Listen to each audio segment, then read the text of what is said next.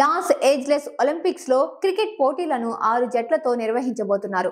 1900లో ఒక్కసారి మాత్రమే ఒలింపిక్స్ లో భాగమైన క్రికెట్ 2028లో పునరాగమనం చేయబోతున్న సంగతి తెలిసిందే. తొలిసారి క్రికెట్ పోటీలు నిర్వహించినప్పుడు పాల్గొన్నది 2 జట్లు.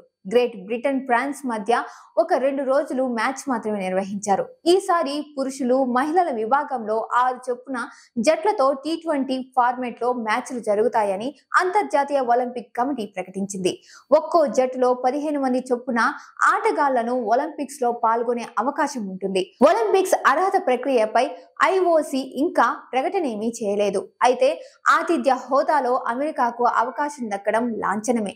మిగతా 5 జట్లను ICC T20 ర్యాంకింగ్ ఆధారంగా ఎంపిక చేయవచ్చు లేదా ఒలింపిక్స్ క్వాలిఫైయర్ నిర్వహించవచ్చు. ఫైనల్లో గెలిచిన జట్లకు స్వర్ణం, రన్నర్ అప్ కు రజతం దక్కుతాయి. కాంస్యం కోసం ప్లే ఆఫ్ మ్యాచ్ నిర్వహించే అవకాశం ఉంటుంది.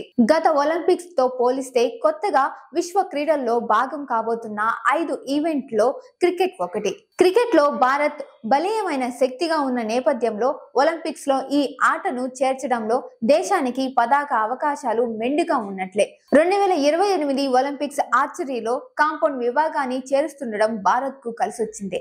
జోస్నాస్ అన్నపూర్ణ క్యాటరర్స్. మా వద్ద అన్ని రకాల శుభకార్యాలకు రుచికరమైన వెజిటేరియన్ వంటలు చేయబడును.